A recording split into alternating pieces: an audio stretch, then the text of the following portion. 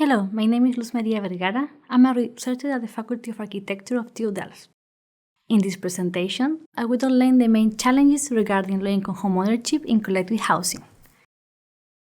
Considering the increasing housing deficit, many countries in the Global South have promoted homeownership to vulnerable groups. This done through housing policies based on national programs of large-scale production of new housing units. These programs often focus on tackling slums and relocating inhabitants to new dwellings in the outskirts of cities. Housing programs such as Minha Casa Minha Vida in Brazil, Fondo Solidario de Vivienda in Chile, and the Integrated Housing Development Program in Ethiopia have focused on the provision of new housing, implemented by private developers with central government investment and coordination. While these policies have contributed to new housing units, they have entailed important new urban challenges regarding housing adequacy, affordability, and quality. Some recurrent problems include the lack of institutional support in the transition to homeownership, inappropriate land policies and regulations that lead to poor locations and trigger social and spatial segregation, and last but not least, an important mismatch between the housing types and the cultural background of the residents. In this video, I review the case of Chile, where these housing policies have been implemented during the past 40 years. But first, what does it mean housing management in collective housing? Collective housing, often known as condominium, is a recurring housing type of these kind of programs. A condominium is defined as an individual property, that is the dwelling, and a common property that considers the land, shared facilities, and service areas, structure and infrastructure of the housing complex. In collective ownership, homeowners are responsible for the maintenance and management of both the individual and common property. The management involves tensions between the needs of the households and the needs of the community. This implies complex decision-making processes for the administration of collective goods like corridors, halls, facilities, and gardens. Additionally, social and financial constraints faced by low-income homeowners may diminish their collective capacity of taking care of the building maintenance. The adequate management of the property is therefore a key element for successful homeownership processes.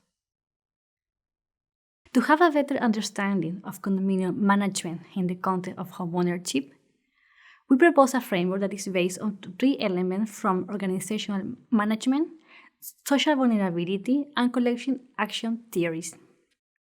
We define condominium management as a multidimensional process of three interrelated dimensions: the technical dimensions, corresponding to the physical domain and housing quality; the organizational dimension, related to governance and coordination of resources; and the sociocultural dimension, related to the characteristics and behavior of the community where we live in.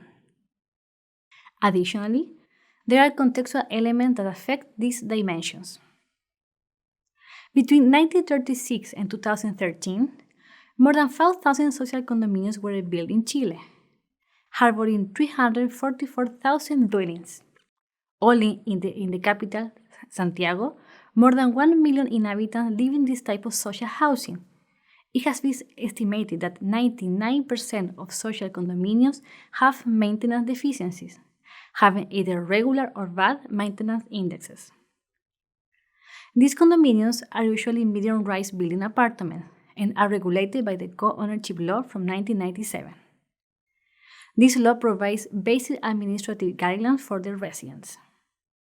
Now, let's take a closer look at the main management challenges for condominiums in Santiago using this multidimensional framework. The challenges were identified during interviews with condominium residents. The technical dimension considers the maintenance plan and the physical condition.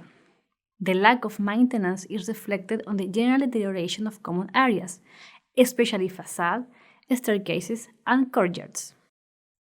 The physical condition is affected by informal and precarious housing extensions on the ground floor and upper floors. These are built by the residents in response to their financial and spatial needs. The organizational dimension considers norms, financial and human resources, and organizational structures. The main challenges are related to the difficulties in organizing big condominiums, the lack of clear internal norms to reach agreements in the use of the common property, and the limited financial resources to invest in maintenance.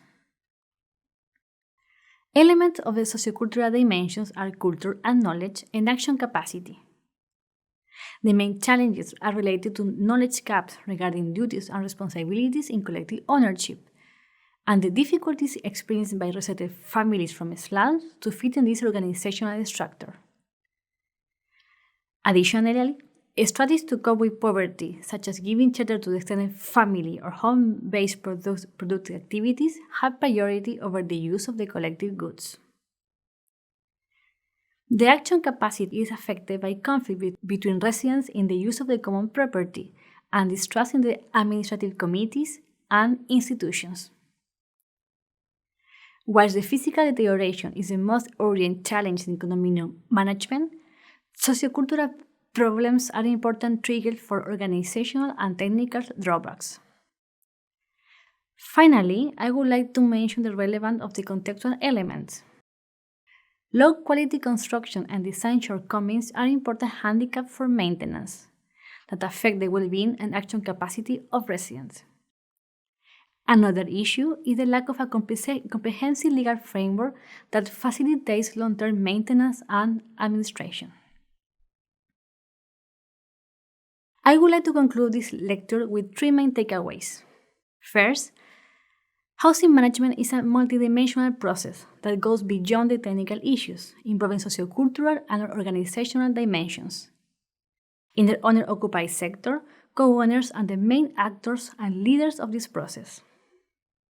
Second, the rapid deterioration of the affordable owner-occupied stock in Santiago, but also in other cities in the Global South, is a pressing side of the need for strategies to reverse this, especially to introduce maintenance and management policies, affordable services, and tools.